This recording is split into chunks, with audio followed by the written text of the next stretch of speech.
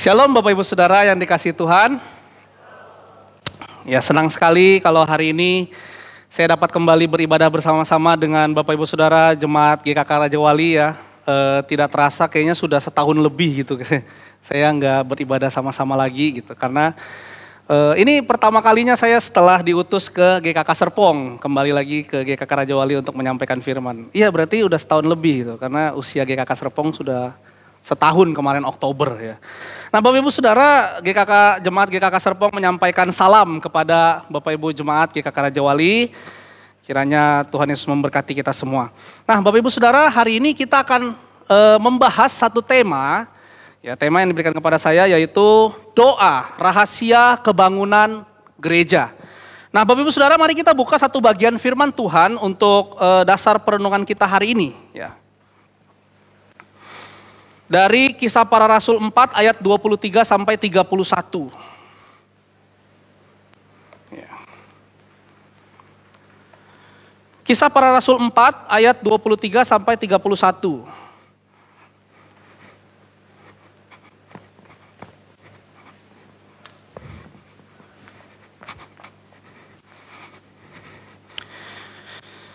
Kalau sudah ketemu kita akan membaca secara bergantian Bapak Ibu Saudara, Kisah Para Rasul 4 ayat 23 sampai 31.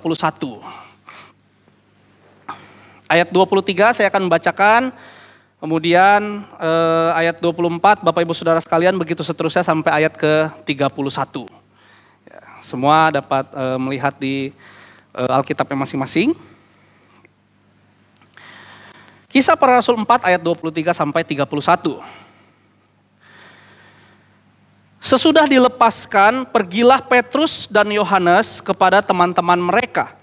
Lalu mereka menceritakan segala sesuatu yang dikatakan imam-imam kepala dan tua-tua kepada mereka.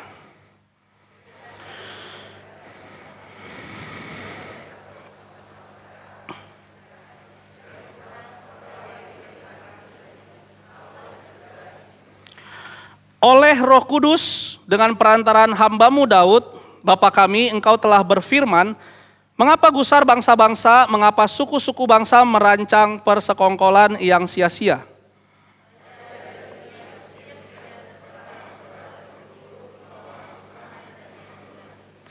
Sebab sesungguhnya telah berkumpul di dalam kota ini Herodes dan Pontius Pilatus beserta bangsa-bangsa dan suku-suku bangsa Israel melawan Yesus, hamba-Mu yang kudus yang Engkau urapi.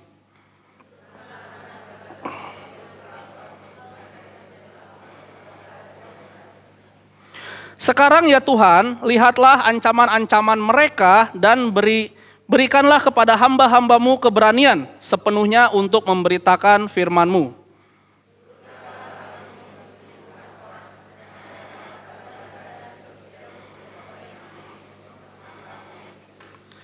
Ketika mereka sedang berdoa, goyanglah tempat mereka berkumpul itu dan mereka semua dipenuhi dengan Roh Kudus. Lalu mereka memberitakan firman Allah dengan berani. Bapak Ibu Saudara, mungkin kalau ada teks-teks yang agak beda, saya mengambil dari terjemahan baru ya, TB2 gitu ya. Nah Bapak Ibu Saudara, pada satu kali ada sebuah gereja dengan satu sinode yang cukup besar. Gitu ya. Ada sebuah gereja dengan satu sinode yang cukup besar. Next, boleh dibantu? Nah mereka sudah memiliki organisasi yang matang. Ya. Sistem gereja mereka juga sudah dewasa. Mereka juga memiliki jemaat yang cukup besar dan terorganisasi dengan baik. Ya. Baik itu penata-layan, pengurus, kemajelisan gitu ya. Semua orang yang terlibat dalam pelayanan, mereka semua udah tahu tugasnya ngapain gitu. Kalau orang melihat gereja ini, mereka mungkin akan kagum dengan gedung gereja yang begitu megah, hiasan-hiasan gereja yang mewah di gereja tersebut, dan penataan ruang ibadah yang begitu nyaman untuk beribadah. Pokoknya dari luar mungkin orang atau jemaat melihat nampaknya gereja ini adalah gereja yang turun langsung nih dari Tuhan nih gitu. Begitu sempurna kelihatannya. Dan tidak ada kelemahan. Nah pada satu kali Bapak Ibu Saudara, gereja ini mengalami satu persoalan yang cukup berat dalam jemaat. Ya.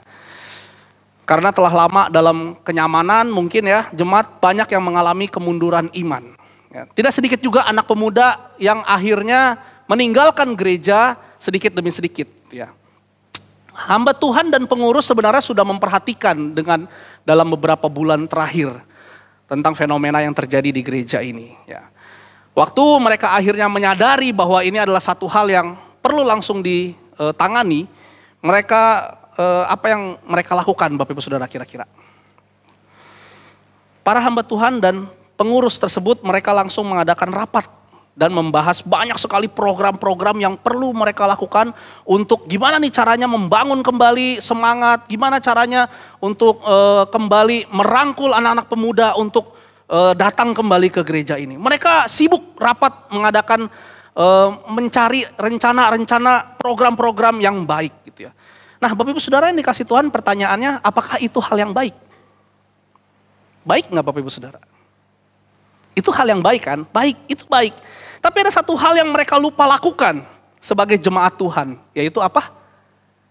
Berdoa. Nah Bapak Ibu Saudara, berdoa untuk minta pertolongan Tuhan mengatasi persoalan yang sedang terjadi saat itu di gereja mereka. Nah Bapak Ibu Saudara yang dikasih Tuhan, ada banyak gereja yang sibuk memikirkan program tapi lupa untuk berdoa. Ada banyak sekali gereja yang sibuk rapat, setelah ibadah rapat, minggu depan ada rapat lagi, rapat komisi ini. Tapi gak jarang mereka lupa untuk berdoa. Nah Bapak Ibu Saudara yang dikasih Tuhan, ada banyak sekali juga gereja yang sibuk ngajakin orang datang ke gereja. Yuk ibadah yuk di gereja kita yuk. Yuk datang yuk, ada acara ini dan lain sebagainya. Tapi mereka lupa untuk berdoa, minta pertolongan Tuhan. Nah Bapak Ibu Saudara yang dikasih Tuhan, jangan-jangan itu juga yang sedang kita sibuk kerjakan saat ini. Bukan doa. Nah Bapak Ibu Saudara yang dikasih Tuhan, hari ini kita mau belajar bagaimana doa itu ya sangat penting bagi kehidupan bergereja. Bagaimana doa itu sangat berdampak bagi kebangunan gereja. Nah Bapak Ibu Saudara yang dikasih Tuhan, saya begitu sedih ketika melihat kondisi di beberapa gereja saat ini ya, yang pernah saya datangi. Ketika saya melihat dan mengikuti persekutuan doa mereka, hanya sebagian kecil saja yang rindu untuk berdoa. Hanya sebagian kecil jemaat yang rindu untuk berdoa. Dalam persekutuan doa malam atau persekutuan doa pagi atau persekutuan doa yang diadakan, mungkin dari total jemaat mungkin hanya sekitar 20, bahkan mungkin ada ada gereja yang jemaatnya sudah ribuan. Persekutuan doa isinya kurang dari 10% dari jemaat. Nah Bapak Ibu Saudara yang dikasih Tuhan, hari ini kita mau belajar bagaimana cara hidup jemaat mula-mula dalam hal doa mereka. Apa yang mereka lakukan waktu mereka menghadapi pergumulan, apa yang mereka lakukan waktu mereka menghadapi persoalan, apa yang akhirnya Tuhan kerjakan di tengah-tengah mereka. Nah Bapak Ibu yang dikasih Tuhan, kalau kita lihat konteks yang kita bahas hari ini, kalau tadi kita lihat itu semuanya adalah satu doa ya, kebanyakan adalah doa dari jemaat. Tapi kalau kita lihat konteksnya Bapak Ibu Saudara, maka kita akan tahu pergumulan apa yang sedang dialami jemaat pada saat itu. Jemaat mula-mula pada saat itu. Nah mari kita lihat teks sebelumnya Bapak Ibu Saudara ya, di Kisah Para Rasul 3. Nah di sana diceritakan bahwa Petrus sama Yohanes ini menyembuhkan seorang yang lumpuh di dalam nama Yesus. Ya diceritakan di sana. Saya mungkin review sekilas gitu ya. Nanti Bapak Ibu Saudara kalau mau baca di rumah boleh. Setelah orang lumpuh ini sembuh Bapak Ibu Saudara, dia lompat-lompat nih kegirangan. Dan itu menarik perhatian banyak orang yang ada di situ. Karena memang lokasi kejadian itu, orang yang disembuhkan itu adanya di dekat pintu gerbang Bait Allah, dikatakan di sana. Nah jadi kejadian itu menarik perhatian banyak orang yang hadir, yang ada di sana gitu ya. Waktu orang ini sembuh, ternyata dia nggak langsung pulang gitu. Dia terus ngikutin Petrus sama Yohanes nih Bapak Ibu Saudara. Ya. Dia tetap ngikutin Petrus sama Yohanes dan akhirnya itu pun mengundang perhatian banyak orang dan akhirnya banyak orang yang berkerumun pada saat itu. Nah Bapak Ibu Saudara, waktu melihat itu maka Petrus dan Yohanes merasa bahwa itu adalah waktu yang pas bagi mereka untuk memberitakan tentang Yesus kepada orang banyak yang ada di situ. Nah, Bapak Ibu Saudara, mereka mengatakan bahwa yang menyembuhkan orang lumpuh itu kuasa Yesus. Barulah mereka mulai memberitakan tentang Yesus. Nah, waktu Petrus dan Yohanes lagi ngomong kepada orang banyak itu memberitakan tentang Yesus, ya, Alkitab mengatakan datang imam-imam kepala dan pengawal bait Allah serta orang Saduki pada saat itu. Orang Saduki ini juga adalah salah satu orang yang kaum yang terpandang di orang Yahudi pada saat itu. Nah, apa yang mereka lakukan, Bapak Ibu Saudara, ya? Apa yang mereka lakukan? Mereka sangat marah dalam Kisah Para Rasul 4 ayat 2 tuh. Mereka sangat marah kepada Petrus dan Yohanes karena mereka mengajar, memberitakan tentang Yesus. Nah, Bapak Ibu Saudara, singkat cerita mereka ditangkap, dimasukkan ke dalam tahanan, lalu besokannya disidang. Kalau kita ingat sejarah jemaat Kristen mula-mula, Bapak Ibu Saudara, kita tahu bahwa mereka sangat dimusuhi sama orang Yahudi pada saat itu, ya. Mereka sangat dimusuhi orang Yahudi karena mereka dianggap sebagai pembawa ajaran sesat, yaitu ajaran yang dibawa oleh Yesus. Bagi orang Yahudi, ajaran yang dibawa oleh Yesus ini adalah ajaran sesat. Jadi mereka ditentang habis-habisan, mereka nggak boleh memberitakan tentang Yesus. Nah, saat ini juga Petrus dan Yohanes disidang karena dianggap sebagai pembawa ajaran sesat. Yaitu karena Petrus dan Yohanes mengajarkan tentang Yesus pada saat itu kepada orang-orang banyak itu. Nah, Bapak Ibu Saudara, meskipun akhirnya mereka dilepaskan, tapi mereka dilarang untuk mengajarkan tentang Yesus lagi. Nah, ketika mereka dilepaskan, Bapak Ibu Saudara, mereka pergi kepada teman-teman mereka, dikatakan di sini, terus kemudian mereka ceritain nih kepada anggota-anggota pengikut Kristus yang lain pada saat itu. Mereka menceritakan segala sesuatu, ya, kami ditangkap gitu ya, imam kepala melarang kami, imam-imam mengancam kami supaya kami jangan memberitakan lagi tentang Yesus. Mereka ceritakan semua itu, dan Bapak Ibu Saudara, pada saat itu kira-kira mereka tahu nggak konsekuensinya waktu diancam itu, tapi ketika mereka tetap mengabarkan tentang Yesus, mereka tahu nggak konsekuensinya? Tahu, Bapak Ibu Saudara. Ya. Karena imam-imam kepala ini udah turun tangan nih, gitu ya. Tidak menutup kemungkinan nyawa mereka yang jadi taruhan nih, Bapak Ibu Saudara. Mungkin bisa juga mereka mendapatkan hukuman salib seperti yang dialami Yesus. Gitu ya. Nah, bahkan kalau kita lihat sejarah orang Kristen mula-mula, Bapak Ibu Saudara, mereka mengalami penganiayaan yang brutal. Saya katakan brutal kenapa? Karena ada satu hukuman bagi orang percaya pada saat itu, dimasukkan ke Koloseum, ya. Koloseum itu satu arena pertunjukan orang Romawi pada saat itu, di tengah-tengah, diletakkan di tengah-tengah, kemudian dimasukin singa-singa lapar ke dalam, gitu ya. Semua orang Kristen yang mengaku percaya Yesus dihukumnya demikian, gitu ya. Anak-anak, wanita, pria, semuanya, gitu ya. Mereka jadi makanan segar buat singa-singa lapar. Kemudian mereka juga ada yang dibakar hidup-hidup, ya, digantung di tiang, kemudian dibakar hidup-hidup sebagai lampu penerangan jalan pada saat itu. Bapak Ibu Saudara, saat itu jangan ngomong tentang HAM, nggak ada HAM gitu ya. Nah, inilah situasi orang Kristen, Bapak Ibu Saudara. Situasi jemaat mula-mula pada saat itu. Inilah pergumulan mereka saat itu. Mungkin mereka merasa ketakutan. Mungkin mereka merasa nggak ada yang bisa melindungi mereka dalam iman mereka kepada Yesus. Nah, dalam kondisi demikian, Bapak Ibu Saudara, apa yang mereka lakukan? Next, boleh dibantu? Dalam kondisi demikian, apa yang mereka lakukan, Bapak Ibu Saudara? Alkitab mengatakan mereka berdoa. Mereka berseru kepada Tuhan. Dalam ayat 24 dikatakan ketika mereka mendengar apa yang diceritakan Petrus dan Yohanes, mereka berseru kepada Tuhan. Mereka tahu ada pergumulan, lalu apa yang mereka lakukan? Mereka berseru kepada Tuhan. Mereka nggak langsung mikirin, oh gimana nih caranya nih gue harus lolos nih dari imam-imam kepala. Udahlah kita vakum dulu lah untuk memberitakan tentang Yesus lah supaya nanti udah meredah dulu baru kita beritakan lagi tentang Yesus. Atau mereka nggak mikirin strategi-strategi lain untuk menyelamatkan diri mereka, Bapak Ibu Saudara. Tapi yang mereka lakukan pertama kali ketika mendengar kabar itu adalah berdoa. Nah, Bapak Ibu Saudara yang dikasih Tuhan, seorang teolog R.C. Sproul, dalam salah satu tulisannya tentang doa, dia mengatakan gini. Doa yang diucapkan dengan jelas merupakan bentuk percakapan. Doa itu percakapan. Sebuah cara untuk bersekutu dan berkomunikasi dengan Allah.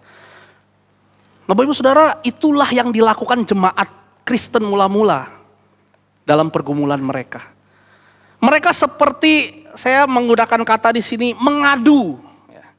Mereka seperti ngadu kepada Tuhan tentang kondisi mereka.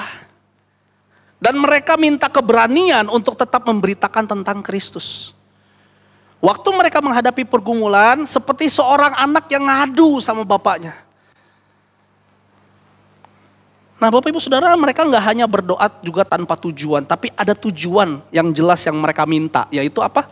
Keberanian untuk memberitakan firman dan juga meminta kuasa untuk mendukung pemberitaan firman itu. Nah, Bapak Ibu Saudara, seorang teolog lain, Jonathan Edwards, pernah mengatakan dalam satu khotbahnya gini.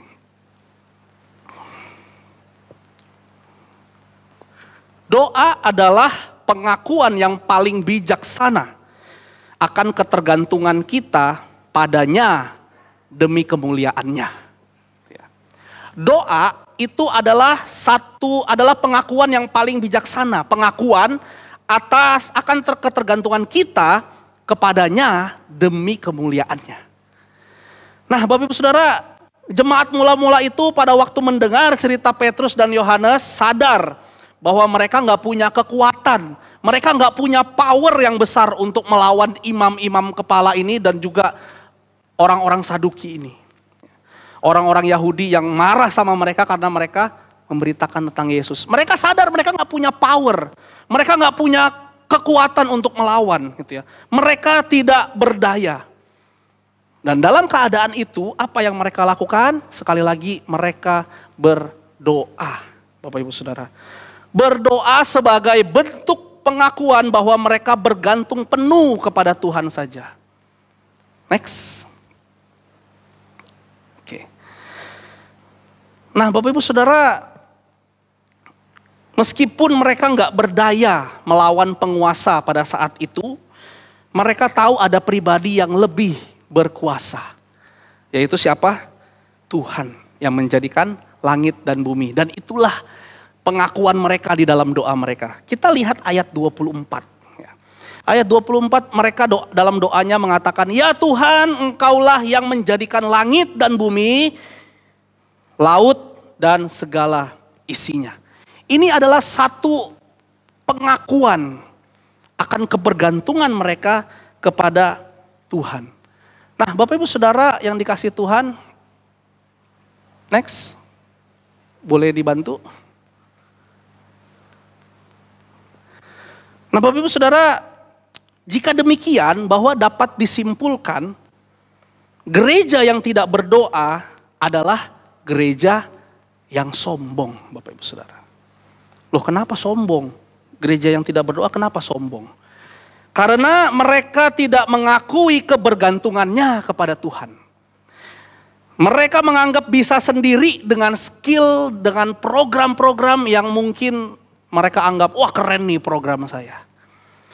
Bapak Ibu Saudara, ada banyak gereja saat ini sesungguhnya sedang terjebak di sini.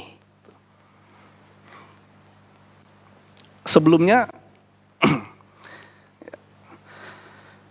ada banyak gereja yang sedang terjebak di sini, Bapak Ibu Saudara. Mereka merasa bisa sendiri menjalankan pelayanan di gereja, Bapak Ibu Saudara. Nah, ini dia. Gereja yang tidak berdoa adalah gereja yang sombong. Banyak gereja yang mengandalkan skill mereka, kemampuan berpikir mereka, uang kas mereka yang banyak mungkin. Dan akhirnya mereka lupa bergantung kepada Tuhan.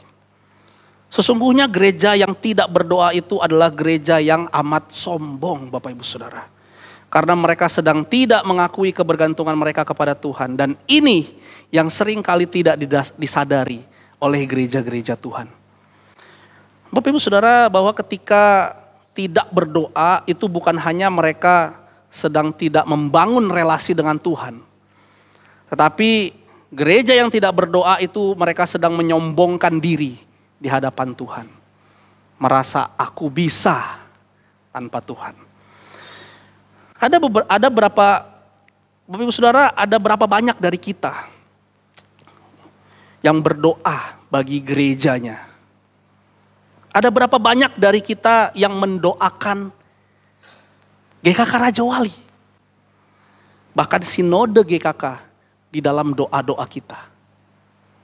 Ada berapa banyak dari kita? Bapak Ibu Saudara, kami di Serpong, persekutuan doa kami hari Jumat, ya, hari Jumat, karena ada banyak, kalau hari Rabu banyak yang bentur dengan waktu mereka yang masih kerja, masih di jalan gitu ya. Jadi kami pindahkan hari Jumat. Ya. Persekutuan doa kami, hampir setiap persekutuan doa kami doakan tentang sinode GKK.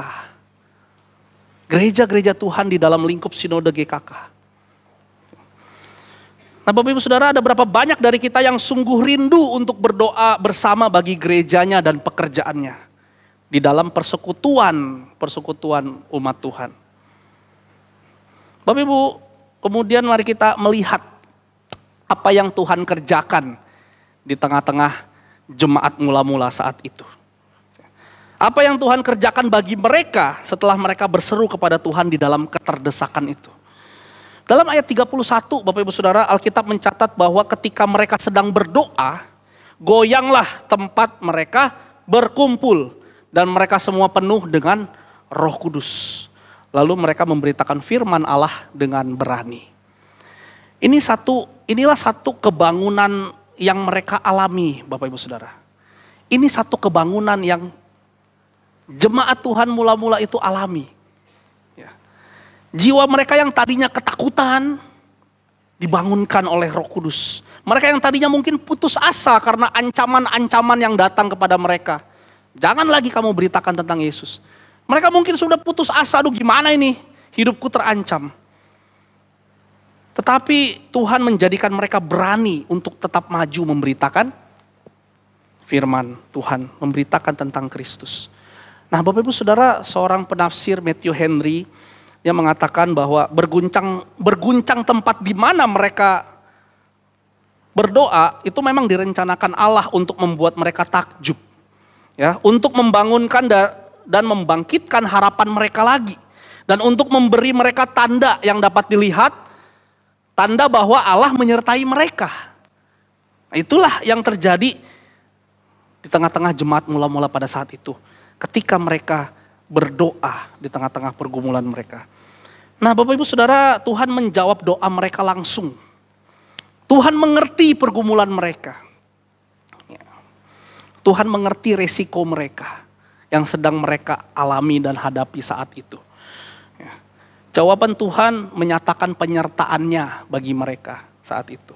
Nah Bapak Ibu Saudara, Alkitab mengatakan bahwa mereka penuh dengan Roh Kudus dan dengan berani memberitakan tentang firman Allah.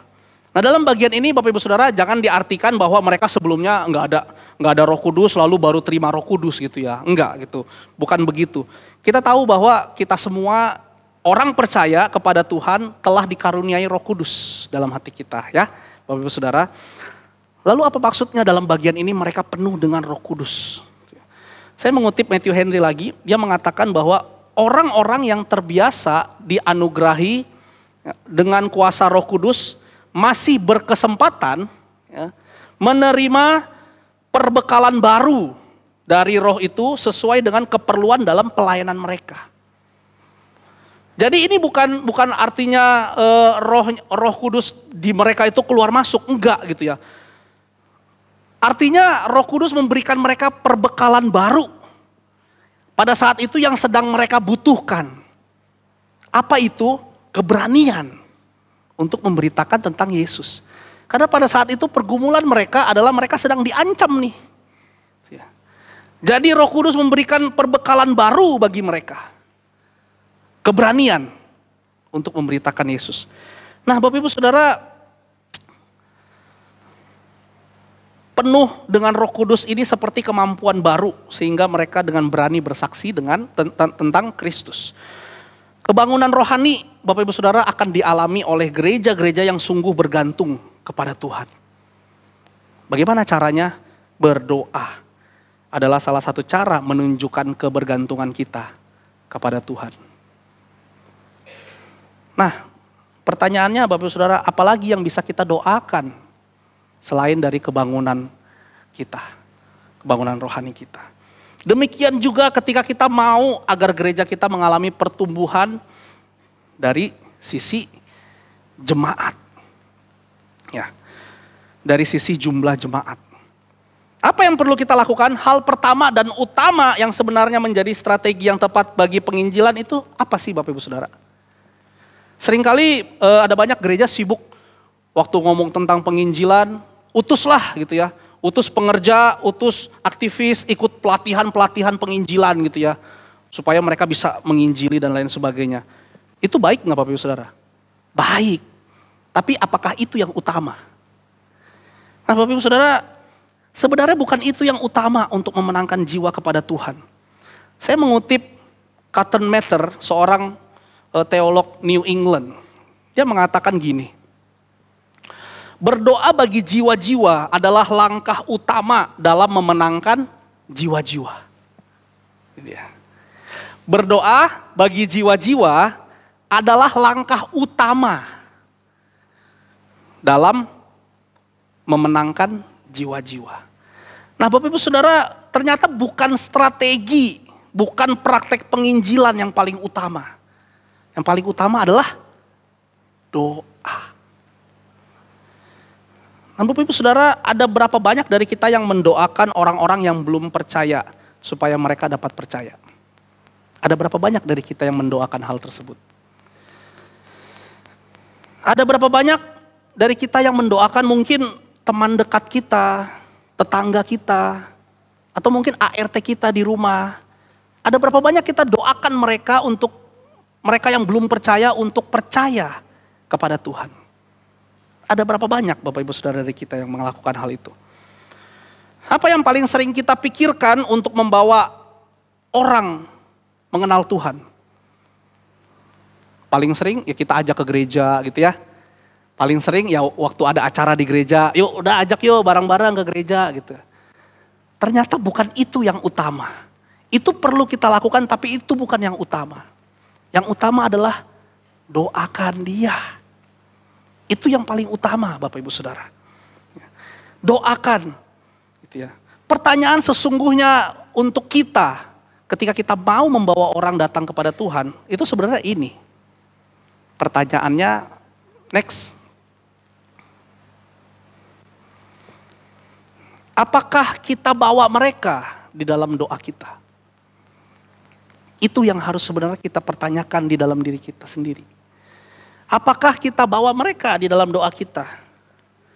Apakah kita menyebut nama mereka dalam doa kita supaya mereka percaya kepada Tuhan? Nah, Bapak Ibu Saudara, ada banyak orang yang waktu ada program penginjilan di gereja semangat gitu ya. Semangat, aku mau bawa ini teman-temanku ini ya. Kemudian mereka melakukan banyak sekali strategi hal untuk ayo datang ke gereja, ajak gitu ya. Terus mereka doakan. Ada banyak dari mereka yang waktu mendoakan teman-teman mereka untuk dibawa ke gereja mengenal Tuhan, sebulan, 2 bulan, 3 bulan, mungkin 6 bulan, paling lama setahun. Waktu ditanya, lu gak jadi bawa dia ke gereja? Udah setahun gue doain. Kagak mau terus orangnya, capek. Ada Bapak Ibu Saudara yang begitu? Nah Bapak Ibu Saudara, ada kesaksian seorang pemuda. Seorang pemuda ya. Ini kisah nyata ya yang saya dapatkan. Ada kesaksian seorang pemuda Kristen, dia mau ajak mamanya ke gereja. Dia mau ajak mamanya ke gereja. Jadi pemuda ini udah Kristen, mamanya belum. Dia rindu sekali mamanya juga bisa percaya kepada Tuhan. Segala cara udah dilakukan tapi gagal Bapak Ibu Saudara. Ya. Diajak-ajakin mamanya ke gereja, dia baca-bacain firman Tuhan gitu ya. Tapi mamanya bilang, lu kalau bawa-bawa ke Kristen lagi ya, gue coret lu dari kartu keluarga. Akhirnya pemuda ini hanya bisa melakukan satu hal untuk mamanya, yaitu apa? Mendoakan. Bapak Ibu Saudara, pemuda ini dalam doa pribadinya selalu mendoakan mamanya. Dalam setiap dia minta doakan oleh pendeta juga, dia selalu minta doakan untuk mama saya supaya percaya. Doa dalam doa pribadinya. Dan Bapak Ibu Saudara tahu berapa lama dia berdoa? Sekitar 20 tahun kemudian baru Tuhan jawab doa dia. Mamanya mau percaya dan dibaptis. 20 tahun Bapak Ibu Saudara. Bukan setahun 2 tahun. 20 tahun dia doakan mamanya untuk percaya. Akhirnya mamanya menerima Tuhan. Nah Bapak Ibu Saudara yang dikasih Tuhan, doa adalah hal yang sangat penting bagi kehidupan kita. Termasuk untuk kebangunan gereja kita di tempat ini. Ya, kebangunan secara rohani maupun secara kuantitas. Nah Bapak Ibu Saudara, tanpa doa sesungguhnya kita sedang menjadi sombong di hadapan Tuhan. Karena dengan tidak berdoa sesungguhnya kita sedang mengatakan kepada Tuhan, aku tidak perlu Tuhan. Aku bisa sendiri tanpa Tuhan. Waktu kita tidak berdoa. Bapak Ibu Saudara, maukah kita melihat kebangunan terjadi di gereja kita? Maukah kita melihat kebangunan rohani maupun kebangunan kuantitas di gereja kita, GKK Raja Wali? Maukah kita melihat kursi-kursi yang kosong ini ya dipenuhi dengan jiwa-jiwa baru yang percaya kepada Tuhan? Mau Bapak Ibu Saudara? Mau? Caranya gimana? Firman Tuhan katakan yang paling utama adalah doa. Bukan banyak strategi, yaitu bagus untuk menunjang gitu ya. Tetapi bukan itu yang utama. Sekali lagi, yang utama adalah doa. Nah Bapak Ibu Saudara, mulailah kita terus berdoa. Baik itu dalam doa pribadi maupun doa komunal di gereja yang setiap Rabu dan juga Sabtu diadakan gitu ya. Bawalah semua pergumulan gereja kita kepada Tuhan. Doakan untuk setiap pelayanan yang ada. Doakan untuk setiap nama yang ingin kita bawa mengenal Tuhan. Ya, mulai coba Bapak Ibu Saudara. Jangan menyerah. Pemuda ini kesaksian 20 tahun Bapak Ibu Saudara. Jadi kalau baru 6 bulan kita doain belum ada hasilnya, jangan menyerah Bapak Ibu Saudara. Jangan menyerah. Coba mulai. Mungkin mulai hari ini kita bisa bawa satu nama dalam doa kita. Untuk kita doakan supaya dia percaya kepada Tuhan. Satu nama yang belum percaya kepada Tuhan. Kita doakan dia di dalam doa pribadi kita. Kita sebut namanya.